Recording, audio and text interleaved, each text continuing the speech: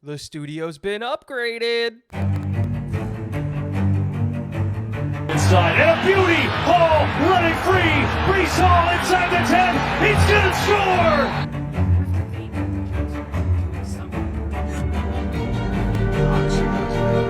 score! What is going on, guys? Welcome back to Talking Jets with Tigo. My name is Tigo, and as you can see, we've upgraded the studio. We've added some new lights. I'm turning this into a production. We're trying to make it better, and hopefully you guys will enjoy it. And yeah, here we are. But today we're going to be doing a full 7-round New York Jets mock draft. We're starting to see a better picture of what ultimately I think might end up happening on a draft day.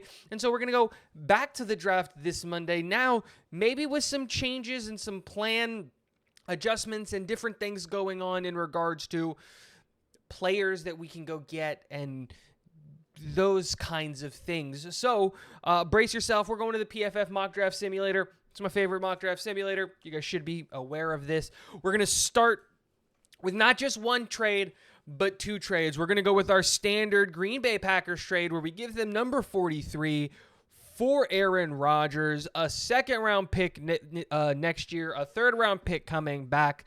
This is what I think the trade is going to end up being. So we're going to force that trade. But we're going to go back to the trade. And if you watched my video earlier today, this might not come as a surprise to anybody, but I am going to be trading for wide receiver DeAndre Hopkins. I don't think it's going to cost a lot to go and get DeAndre Hopkins. And so what I'm going to be doing is I'm going to be sending a 6th-round pick this year, a 5th-round pick next year.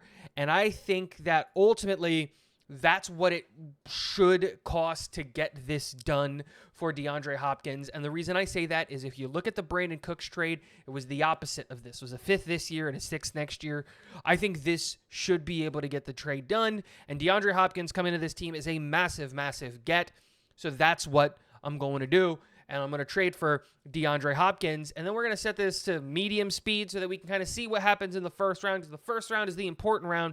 And we're going to trade back and see what happens. And relatively understanding like of the players that went and where they went and all of that stuff makes a ton of sense. But in this position, the New York Jets are going to trade back, and we're going to go and move back a couple spots. We need to accumulate draft picks from this draft, and I think the best and easiest way to do that is by sending our pick to the NFC with Tampa. We're going to take 19 for 13.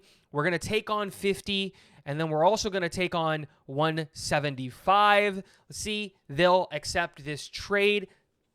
Works perfectly for the New York Jets. We get more picks, and in the end, we walk away with a player that I still feel insanely comfortable grabbing at this point in the draft. We're still going to take the tackle in the first round, and Anton Harrison.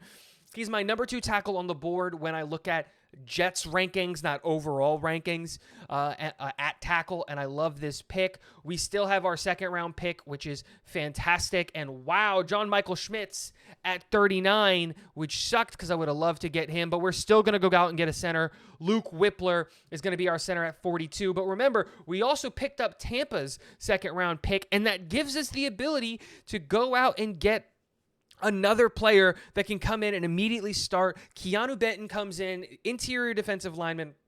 I love this kid. I think he provides a lot of great versatility and play skills. And it's a position of need for the New York Jets. And now we get to the point of the draft that I'm really excited about, because now we get to the luxury picks. Now that we've addressed all of the big needs for this team in the sense of, the offensive tackle, the center, the interior defensive lineman, these picks can really go in any direction that we want, whether that's safety, guard, running back, whatever it is that you decide that you want to do.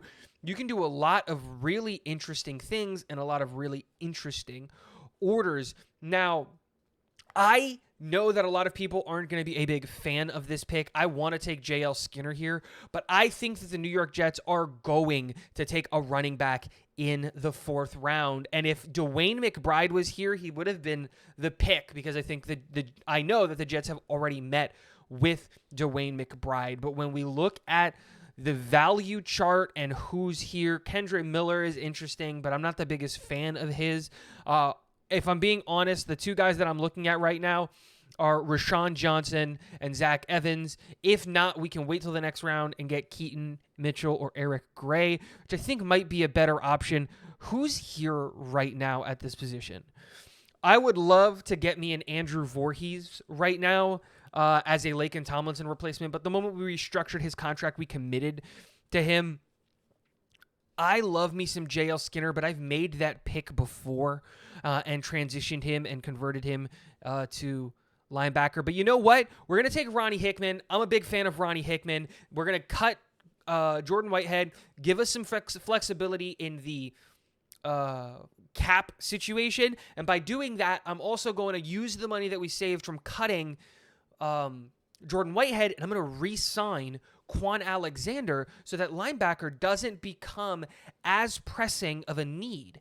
And so now we're back at 143, and the New York Jets are still going to be able to go out and get, there's one, Keaton Mitchell, running back that I'm a big fan of. Love this guy. Eric Gray is still here. Israel Abanikanda is still here. These three guys right here are guys that I am in love with. Here's the thing, right? If I wait till 175, I don't know if any of these three guys are going to be there. But is there anyone else at this point in the draft that I need to get, that I look at and we're missing out if we don't get this guy?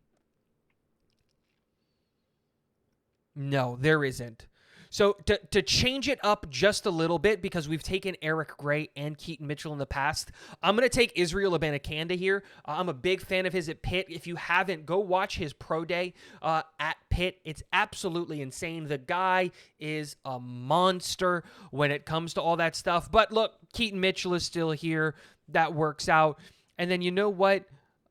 We got the extra picks. We got the interior defensive lineman. Got the running back. I know a lot of people want us to walk away with one of these. Let's go get us a wide receiver. And this is going to be a little bit of a reach, but I know that the New York Jets are interested in wide receiver Puka Nacua out of BYU. Makes a ton of sense. I love this guy's skill set.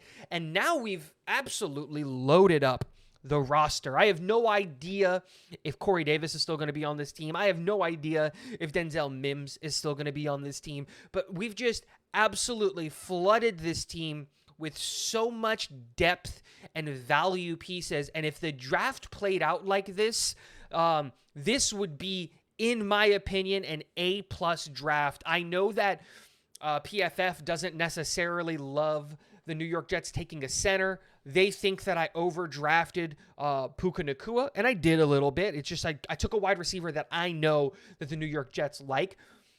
But when you look at this draft, if we walked away with this draft, I would absolutely love it. Trading for Aaron Rodgers, trading for DeAndre Hopkins, trading out of 13 and still getting a tackle that I would have taken at 13, getting the center at 42, getting another second-round pick so that we can get the interior defensive lineman in Keanu Benton, addressing the safety room with Ronnie Hickman, giving us the flexibility to cut Jordan Whitehead to bring back Quan Alexander, bringing in a running back to solidify that room, and then depth wide receiver with some upside in Puka Nacua. I love this draft. Let me know what you guys think in the comment section below, because I think that this draft absolutely lights out if it was up to me. If it was my, again, I would have loved this draft. You would have seen me making videos about this draft non-stop, talking about every single one of these players at a really, really high level. Let me know what player that I skipped out on that you would have taken. Let me know what positions you would have addressed in the comment section below. And last but not least, go Jets.